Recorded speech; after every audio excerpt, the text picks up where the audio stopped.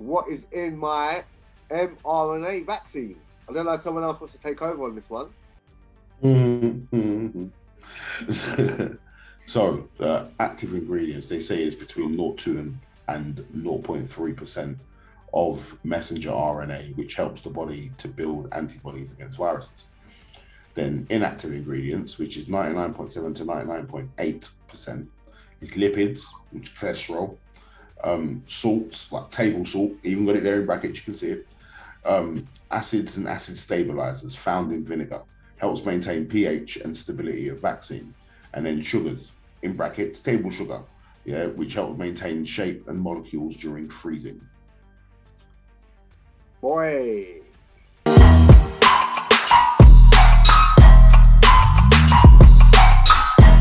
Yo! What's going on, people? Big up yourselves all the time, every time. Welcome back to another episode of Out the Box Podcast with myself, Jago, and the two legends that be Peace. How y'all doing, people? It's GNG News. If you're enjoying the series, don't forget to leave a like on the video. Go and slap that subscribe button. And don't forget to go and ring the notification bell to find out more information that we got coming up. We've got a really interesting show coming out today. I'm GNG News. Shout out to the panel. How we doing, people? Oh no, Manlike. Big up to the panel. I hope you enjoyed the episode today. Yeah, boy. So today's episode is still in Corona season 2, guys. But we're looking at vaccines and side effects.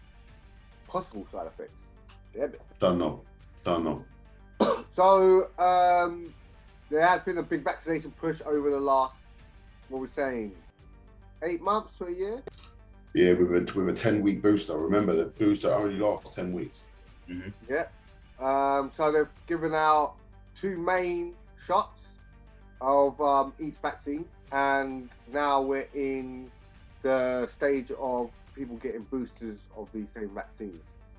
So it is all up in the air. We have seen a lot of people having side effects. We have seen a lot of reports of, mad things happening to people that we wouldn't have thought. Of course, especially with this new variant, obviously with Omicron, you know what I mean? Yeah. Everything's getting a bit mad. So the first article we're going to look at, it comes from Vanderbilt University Medical Center. Is that said right, Leela? Yep, Vanderbilt. Yep. So there are institutions for infection, immunology, and immunology. That's the one. What's going on with me already? So first of all, let's look at how an mRNA vaccine compared to a traditional vaccine works. So we've got a nice little bit here that shows us. So an mRNA vaccine would be a blueprint of the protein. So it's going to be a synthesized element. Yeah, something like synthesized, so it'd be synthetic. Yeah. Compared to a normal one, which would use microbial protein or inactive microbe, which is an actual being, coming out from the thing. Mm-hmm. Then what happens next is that they say that it's a faster vaccine based on production because molecules are easy to produce. And with a traditional vaccine, it's slower and more difficult to produce the right type of protein. And lastly, the process. Components are injected into the arm and serve as instructions for the body to make microbial protein. Where the process on this side, with components are made in a lab and injected into the arm to stimulate the immune system. So just based on that, you can see the natural way. I would say a little bit more, for me, would be a bit more safer, because what they're doing is stimulating my own immune system to actually do the work, rather than kind of give it a blueprint for it to. Yeah, I hear that. Have to follow certain instructions rather than just do its own thing and win. You know what I mean? And wouldn't you feel more safer going off a traditional vaccine method? If you were to take a vaccine, which obviously we haven't, but if you were to take a vaccine, you would probably feel more safer doing it the traditional way than doing it this way. Other way, yeah. Well, when you've done it the traditional way, when it's been done the traditional way, like usually, like you take your vaccine, do you get it again? Do you get what it's protecting you from? And you're right, B.Dot. Generally, when they make a vaccine for something, yeah, it protects you for lifetime. Yeah. And I remember seeing one post that someone put up, and they said if they made a vaccine for to stop you getting pregnant, yeah, and they gave it to you, an mRNA thing, and then you got pregnant like a year down the line, would you accept that? Of course not. Of course not, man. Of course not. This thing here is basically the breakdown. So our messenger RNA or mRNA provides a recipe that your cells can use to make proteins. SARS-CoV-2 vaccine includes the instructions to make one protein of the virus, the spike protein. That is harmless by itself. After injection, the cells in your arm muscles pick up the mRNA, make the protein, and display it on the surface, the cell surface. Your immune system sees the protein and learns how to make an immune response against it. If you are infected with SARS-CoV-2, your immune system recognizes the same spike protein and can quickly induce an immune response to fight the virus. Here's my thing to that, right? Like,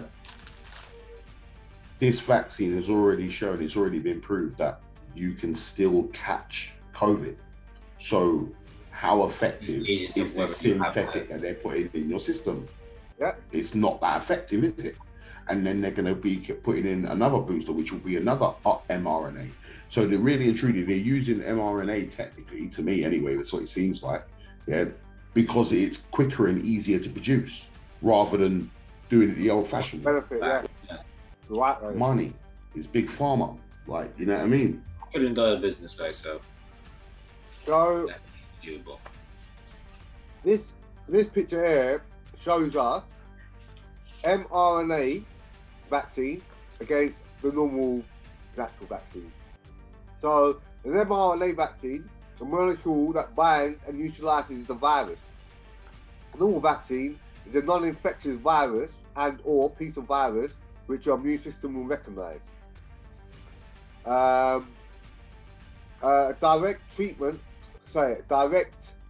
Directly treat someone infected with SARS-CoV-2. That's the goal. So that's the goal for that side. For that side, was it antibody therapy? Antibody therapy, yeah. And then the goal of the vaccine is to train your immune system to protect from future SARS-CoV-2 infection. So this one already says that, you know, it trains a healthy immune system. I mean, that's exactly what everyone needs, surely, to fight off the infection in the future. And then how quickly does a synthetic one work, or mRNA one work? Immediately, obviously. And a normal vaccine works after 1 to 2 weeks, which, you know, if you think about it in real life, that's how it's meant to be. Like, your body's it's got to go around man. I think that's how they're trying to push this and out there, because then if you look at the two factors of either side of this table, the only thing that I would say that seems to be more positive are the two last points, which is immediately at weeks to months. If you look at everything above, I don't think. Yeah, but if you look at the vaccine, yeah, look at where it says vaccine. Like, how long will the protection last? Years to a lifetime. Oh, sorry, I didn't see that. So yeah, okay. So the only thing they've got is immediate. Like, that's the only thing that they're trying to push with. Is it immediate? Well, this is what I mean. Do you find their information to be something that you would believe off the fact that you just get not told? Straight away, no. The problem is with. I mean, they're saying that the mRNA vaccine works immediately, but it doesn't work at all, because you can have that vaccine and then walk out of the hospital and then get in contact with someone. And then catch it again. So it hasn't worked at all, or it worked for like 2 seconds. So immediately means nothing to anyone. No, really. It works when you're not around anyone with COVID. Basically, when you're at home and one of them ones. Yeah. Like, imagine it. Like, someone that's had the vaccine and me that hasn't had the vaccine can sit down and we've relatively got the same sort of chance to still catch COVID. How mad is that? Mad. If So, you enjoyed the episode, guys, don't forget to leave a like on the video and leave a big, massive Yeah, subscribe. come done. on, you know. Big red button, big red button. So let's have a quick look at the top. An antibody is a molecule made by your immune system in a response to an infection. Your body has the ability to make incredible diverse antibodies that can recognize just about anything, including SARS-CoV-2. These molecules are able to stick to the virus and prevent them from infecting your healthy cells. Now, that just says it all, innit? Like, why do you want anything else? Just let your body do what it does. Yeah. So the difference between the two, while an antibody can immediately treat an existing SARS-CoV-2 infection, a vaccine will train your immune system to battle future infections. So while that's an mRNA vaccine, can do that straight away, your immune system, which is a natural one, can create a vaccine. We must develop a vaccine in order to afford the general population immunity to SARS-CoV-19, but also must have antibody therapeutic to treat those who already are infected, or persons who have medical conditions that prelude them from being vaccinated, such as immune deficiency. Some both have these powerful tools in our arsenal will ensure that the majority of the population is protected from the severe effects of COVID-19. Sorry, I don't know why my reading on that was very itty, but basically, they're just saying have the vaccination as well as let your antibodies and your national immune system, and that's the way that you'll be more likely to not fucking get it. Well, really, what it is saying is that, you know, the vaccine should be for people who need a vaccine, not for anyone else. It's saying that people who genuinely can fight it in life, they should do it. The general population immunity, that's what they should do. But those who have issues, then you should be vaccinated. Or if you want to be vaccinated, not you should be, sorry. But then go down to the persuasive writing of the end of the subject where it says having both of these powerful tools in our arsenal will ensure that the majority of the population. Yeah. Sorry. So what? So you are writing what you're saying, but how they writ persuasive. Oh yeah, writing. Yeah. That's what I'm saying. So like, there's a bit of propaganda in that. You know what I'm saying? What is in my mRNA vaccine? I don't know if someone else wants to take over on this one. So active ingredients, they say is between 0.2 and 0.3% of messenger RNA, which helps the body to build antibodies against viruses. Then inactive ingredients, which is 99.7 to 99.8%, is lipids, which is cholesterol, salts, like table salt, even got it there in brackets, you can see it, acids and acid stabilizers found in vinegar, helps maintain pH and stability of vaccine. And then sugars, in brackets, table sugar, which helps maintain shape and molecules during freezing. Boy. Also, the mRNA vaccine is a new type of vaccine that allows your body to trigger an immune response without using the actual germ to train your immune system. Instead, it trains your immune response using a piece of the virus and will later protect you from getting infected or sick if you encounter the actual virus. Since it is new, here is a list of generalized ingredients for the mRNA vaccines currently available in the US. So this is for American people. So active ingredients. There is only one active ingredient in these vaccines. A nucleoside modified messenger ribonucleic acid, mRNA. And they are genetic instructions that train your body how to make viral proteins, which is spike proteins in case of COVID, like in this case of COVID-19, that are present on the virus. Since this is a foreign protein, your body responds by building an immune response in the form of antibodies that will later recognize the same spike protein on the live virus. Currently, mRNA makes up 0.2 to 0.3% of the COVID vaccine, depending on which vaccine you receive. Inactive ingredients. There are four main categories for inactive ingredients: lipids, salts, acids and acid stabilizers, and sugars. These make up the rest of the vaccine, which is 99.7 to 99.8%, depending on the COVID vaccine you receive. Lipids are molecules that are insoluble in water, like oils. They are used in this vaccine to protect and deliver the mRNA to the cell. Examples of some of these lipids in COVID-19 vaccines include cholesterol, a common lipid that is found in many foods in your body. And if you're expecting me to read that right now, that's a bit mad, because it's crazy right there. Yeah, like you can see, lipid designed for these vaccines specifically. Yeah, so a specialized lipid designed for these vaccines. Yeah, salts are molecules soluble in water that balance the acidity and maintain the pH in your body after receiving the vaccine. Examples of some of these salts in the COVID-19 vaccines include potassium chloride, found in many frozen foods, sports drinks, and baby formula, and sodium chloride, or more commonly known as table salt. Acid and acid stabilizers are hydrogen-containing molecules with a pH less than 7.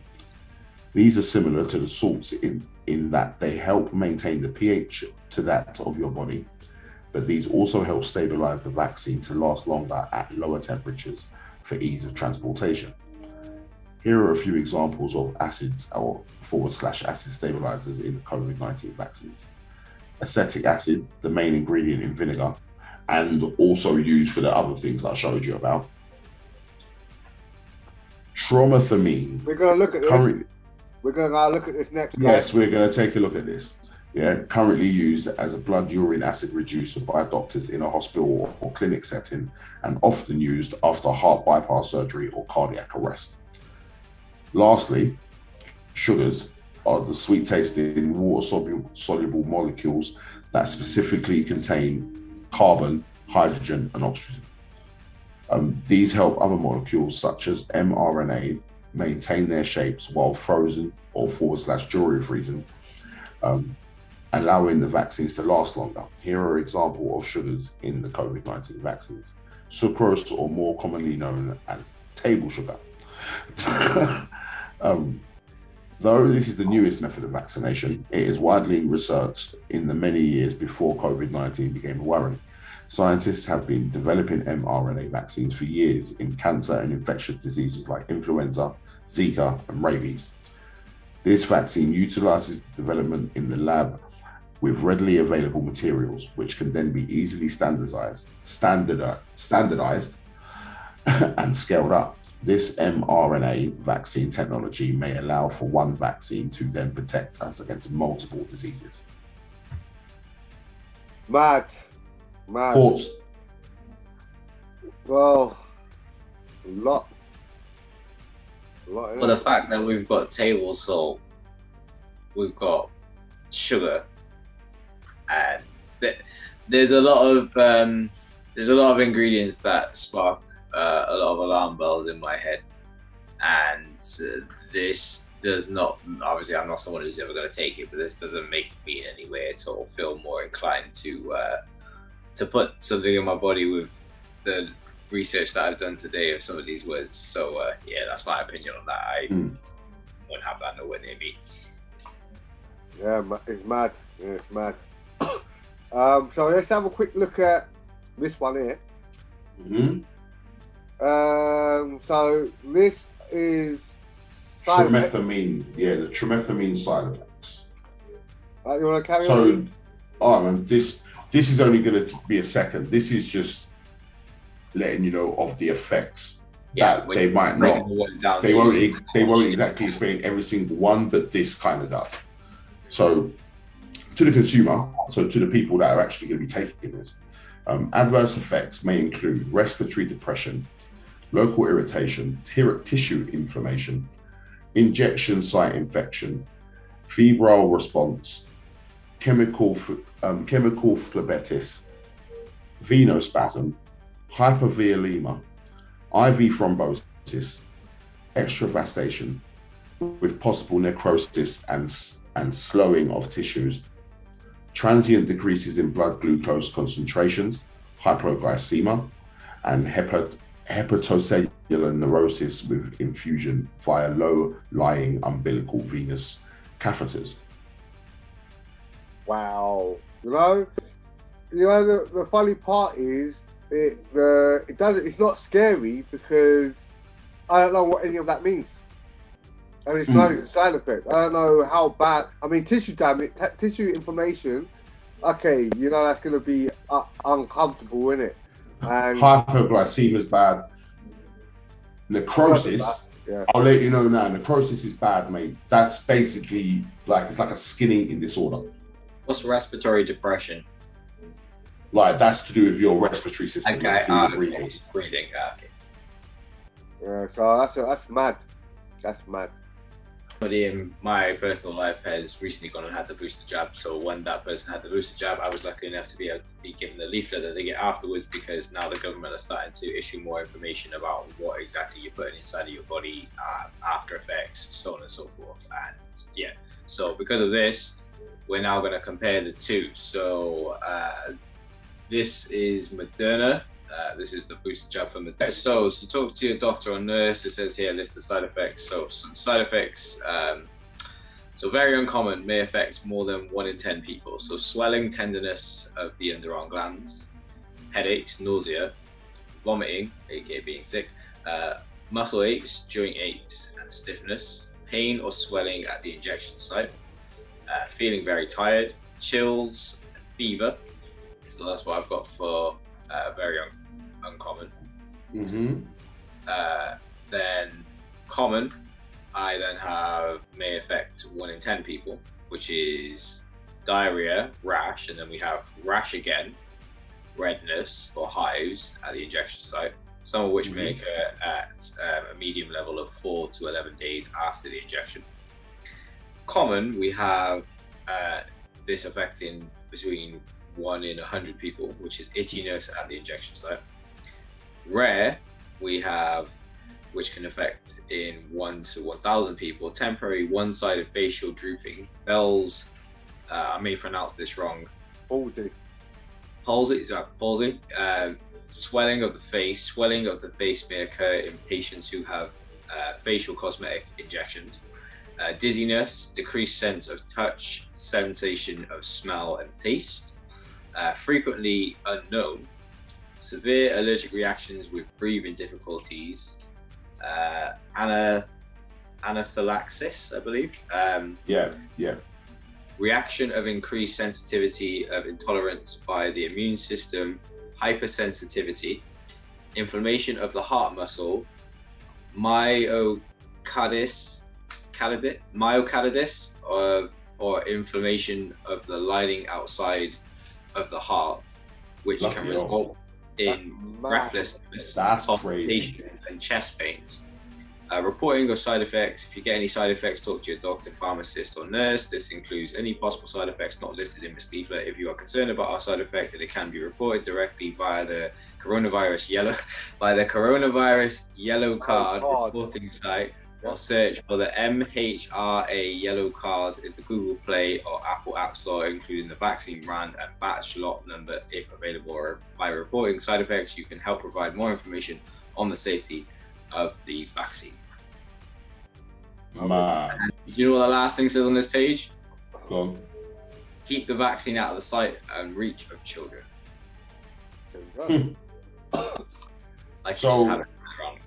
With these side effects, very common, which may affect 1 in 10 people, basically mirrors what Moderna was, which was tenderness, pain, warmth, itching or bruising where the injection was given.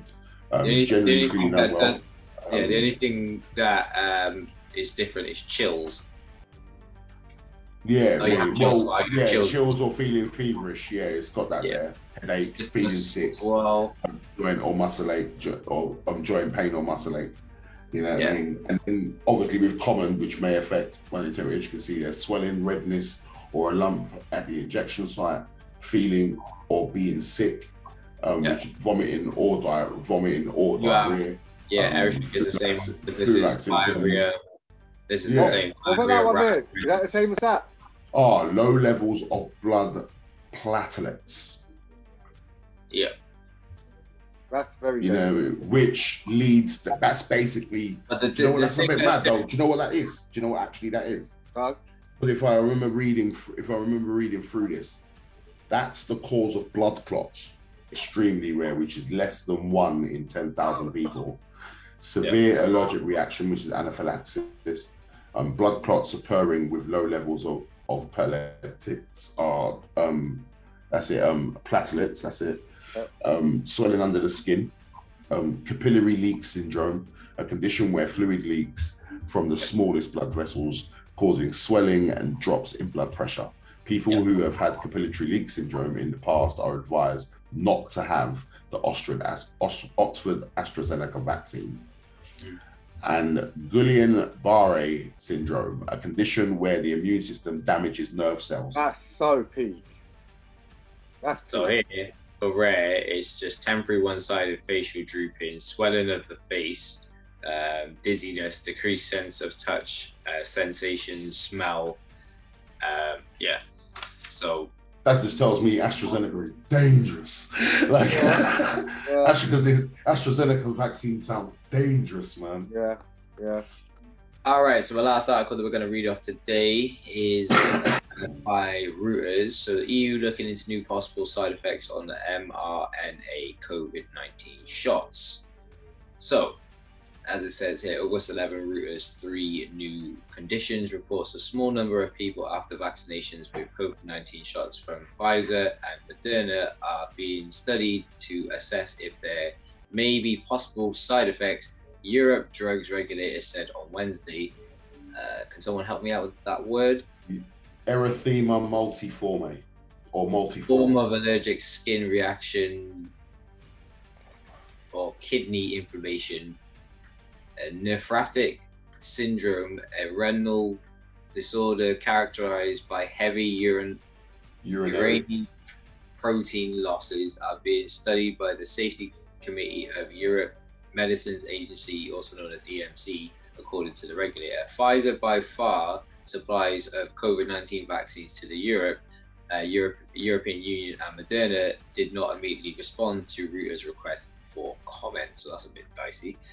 Just over 43.5 million doses of Moderna vaccine Spikevax, which is the information I read out to you guys earlier, have been administered into the European Economic Area of July the 29th. The EMA said, compared to the more than 330 million doses of Pfizer shots developed with Germany's biotech 22UAY.D. Last month, the EMA found... Sorry to cut you off. Doesn't that show you that shows me that Pfizer won the rat race when it comes to Big Pharma? Yeah, definitely. Definitely. Yeah, that's a lot of money. So last month, the EMA found that a possible link between the very rare heart inflammation and mRNA vaccine. However, the European regulator at the World Health Organization, also known as WHO, have stressed the benefits from these vaccines outweigh any risk. The watchdog did not give details on Wednesday on how many cases of the new condition was recorded, but said it had requested more data from the companies. The EMA did not recommend changes to labeling of the vaccine. It disclosed the new assignment of part of the routine update to the safety section of all authorized vaccine databases and added menstrual disorders as a condition it was studying for vaccines, including those as AstraZeneca and J&J Johnson & Johnson. Told you about Johnson. Told you they had a vaccine. And the EMA updates last week. Moderna shares have climbed more than 75% to Tuesday's close since mid-July, when it joined S&P 500 index, fell about 16% to 384 on dollars per share. Biotech US listed shares were down 14.4% and Pfizer nearly 4%. The Germans are not happy. The Germans are not happy. Sort of people. We say. Yeah, I mean, you know, 100%, guys, I would guarantee you that they will always be finding new side effects because they haven't done tests on it for long enough to know what the possibilities are. So and it's a mutation that keeps changing. Exactly, and Variants everyone's genetic is completely. Well, they said this virus has mutated over 500 times, right? 530 something times, Yeah, or something like that. I heard that's the number I heard. You know what I mean? So think about it like this, right? By the time they have maybe the information they need to make a proper booster or a proper vaccine, it's going to have mutated so many times that they're going to have to go and get data on other vaccines, which takes away time from other things. Yeah, no, 100%, 100%. I mean, that's like you're saying, it's ridiculous. It's so ridiculous. But we're in this kind of place now, and you know, a lot of people have gone down on that route, man. Unfortunately, so you know, they're the guinea pigs. We will see what happens in 2 years' time, in 5 years' time. We'll have new side effects coming up, definitely. But we'll also have new vaccines. And they'll have new vaccines which will cause other side effects. Yes, guys, thank you coming back again to see another episode of Out the Box with us, guys. Jeez, as always, do your due diligence. Yeah? Make sure you know. Straight up, do your research, man. Yeah. Do your research. Check them facts. Keep safe, and obviously it'll be after New Year's when this comes out, so Happy New Year, and I hope you had a great one. Happy New Year. Happy New Year. Hope it starts off on a great one. We appreciate your time today, guys. Leave a like on this video if you've enjoyed the video. Don't forget to go and slap that notification bell, and when you see the subscribe button, I want you to go beat it up. Get that number up there. Yeah, Straight boy. up, man. Straight up. Hope you enjoyed the episode. Big red button. That big thumbs up, you know what I mean? Big up to the panel. Happy New Year. I hope you have a great one. Take it easy, peeps. See you soon.